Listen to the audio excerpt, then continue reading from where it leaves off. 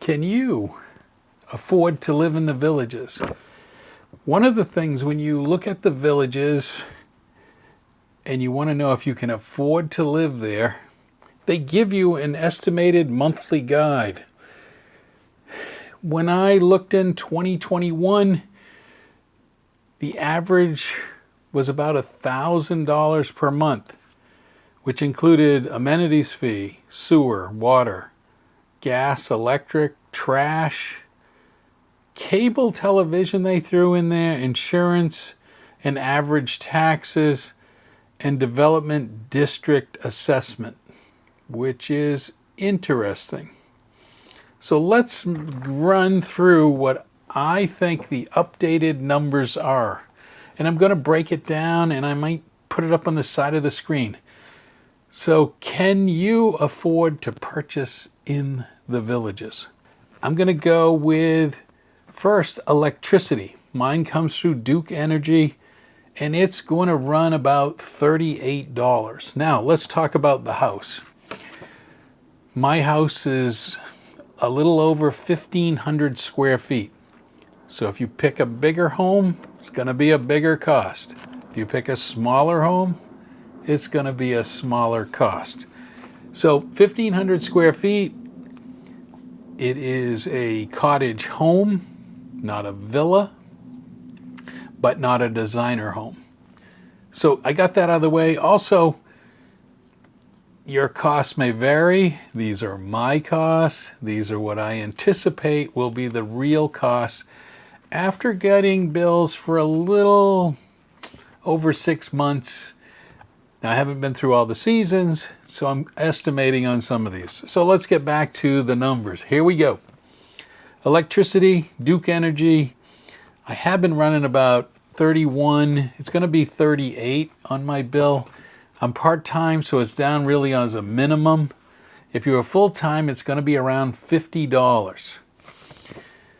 City of Leesburg does the natural gas. I have the stove, the heater, the hot water heater.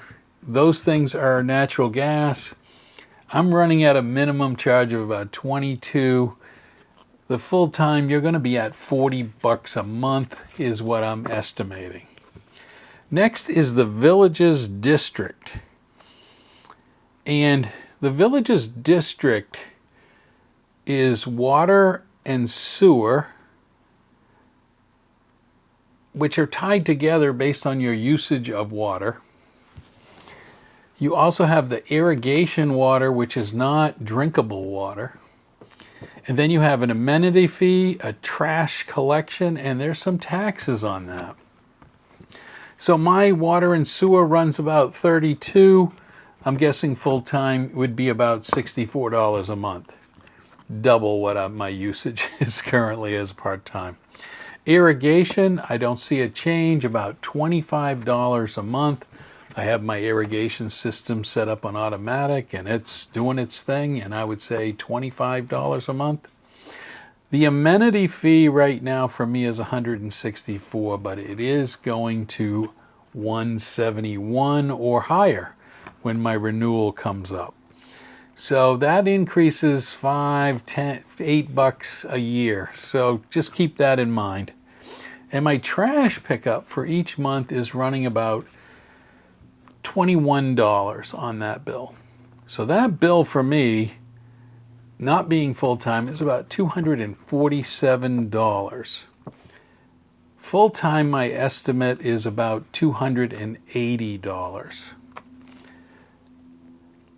I'm going to skip a few of these things that are kind of optional. They are optional if you are full-time. And so I'm going to go ahead and skip those part-time things, but I'm going to go back to them because part-time things come in. Next is the bond. And bonds are 30-year based on the value of the property. And the bond is disclosed when you purchase, when the first owner of a new home purchases in the villages, they get a bond. So when you buy a home, if your home's $300,000 and your bond's $25,000, the home's really $325,000. The bond's set up separately, that goes to the development to keep up roads and all that. You probably know all that. If you had a $25,000 bond, which I know people are going to say, oh, every bond's 30. Well, 25 is about $108 a month. If you go to a $35,000 bond, you're about $150 a month. So I picked in the middle. Now keep in mind, the higher price your home is, the higher the bond is. So I'm going to run with $125. Property taxes. How much is your house valued at? And then there's also this fire and maintenance fees, which are attached to your property taxes for the development. Different than what I already talked about, the monthly SSU utilities fee. So my guess for you is that your property tax is going to run between $5,000 and $10,000, and this maintenance fee could run anywhere from $700 to $1,200. So I'm not really sure, because on my little chart they say the development district assessment is $191. Well, that turns into like $2,000 a year. So just keep that in mind. So I'm going to pick property taxes, the development fee, I'm guessing $8,000. If you divide that by 12, you're somewhere around $666. So that is before your mortgage and before some other things. But one more thing. I can tell you, if you're buying a new house, you can get good homeowners insurance for about, and they estimate on here, $100 a month. And I would say that's about the average for a new home. You buy a used home that needs a new roof, or it's into the period where maintenance is necessary, your insurance may be a lot more. I've heard everything from $2,500 and beyond. So this number, I'm going to run with the $100 a month. That's $1,200 a year if you're buying a new house. So now let's go into those other items that may come into play. If you're part-time, you probably need these and you're not going to do it yourself. Or if you're older and you just don't want to handle these things, you're going to have somebody else do it. Well, if you're part-time, you might hire Empty Nest or a service to watch your house. And that's going to run you about $105 a month, but you're probably going to be there sometimes and you won't get charged the full amount for the 12 months. So let's just go with $100 a month. But if you're not there, you need to take care of your lawn and your pest control. And this includes weeds, all these other kind of factors that you have. I can tell you, I went first with a person that was recommended $60 a month, and suddenly they quit. Okay, 3-4 months in, they quit.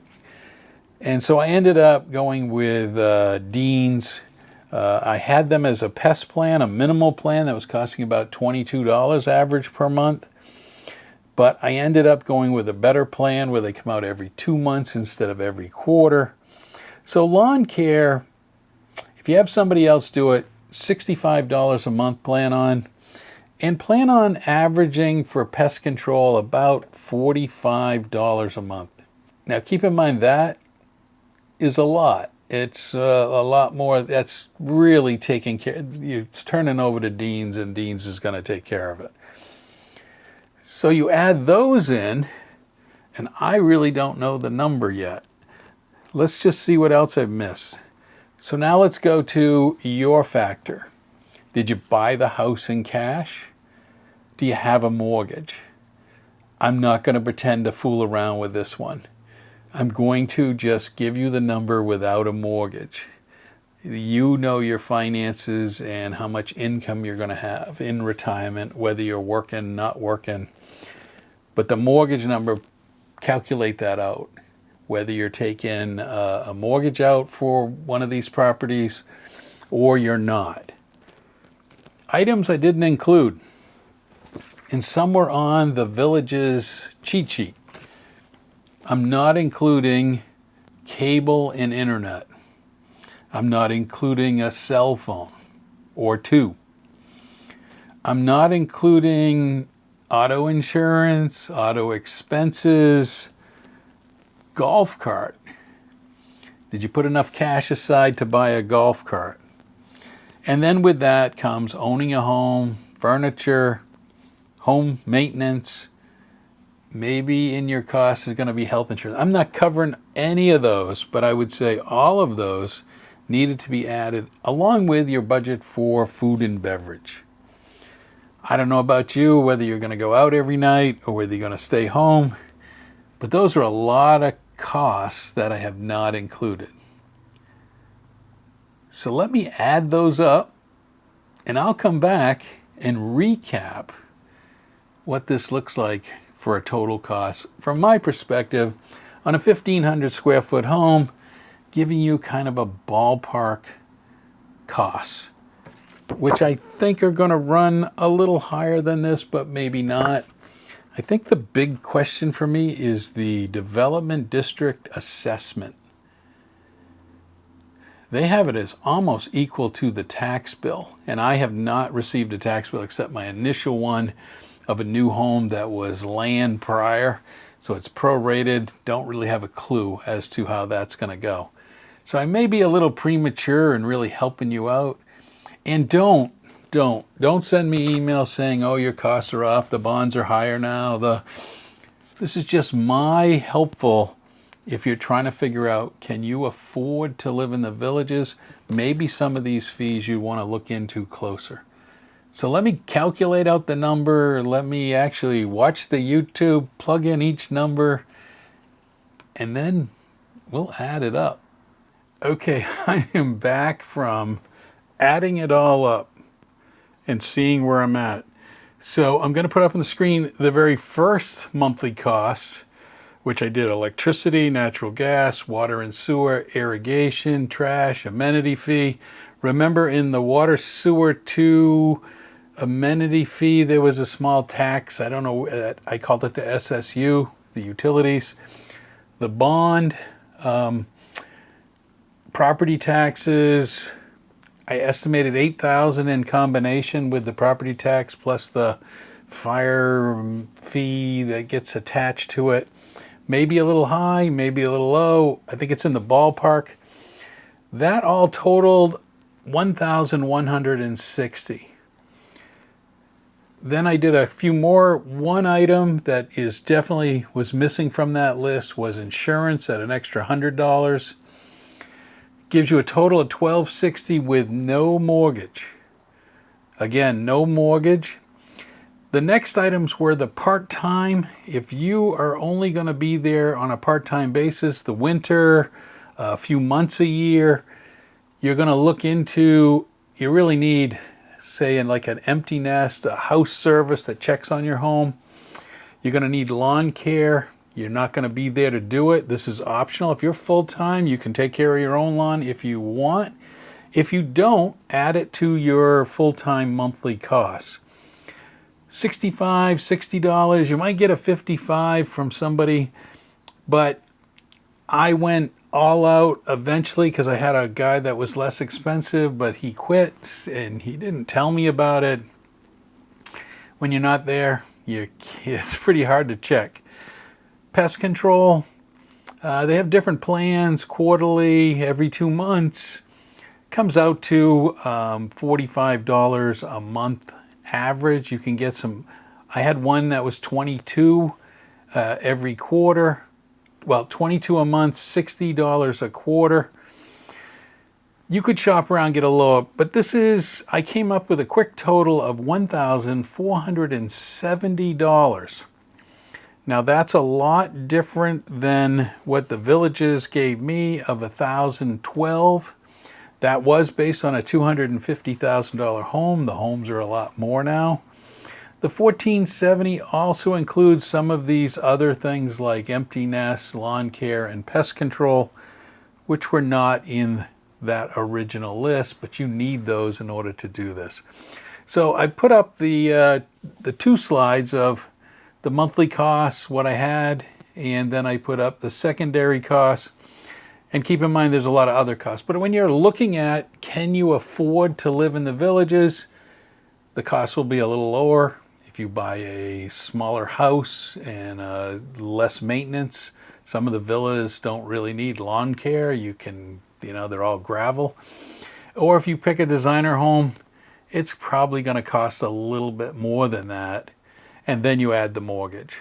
I hope this was helpful. Like and subscribe. I'm about to do a whole bunch of videos coming up on the villages through the summertime. So if you're interested in what it's like during the summer, like, subscribe, ring the bell so you'll get notifications. But this really is part of, I did a video on how to find a new home. A lot of people complain they don't understand the process. So I did a video on the process, which will come up here at the end. And now I've done one on what you can anticipate in costs. Now, again, a disclaimer. I'm only basing this on what I've experienced so far. They could be off. Look at the numbers really close before you pull the trigger if you're close on budget to being able to live in the villages. Thanks for watching. Hope to see you next time when I produce another video, which will be a lot more fun in the villages. Thanks for watching.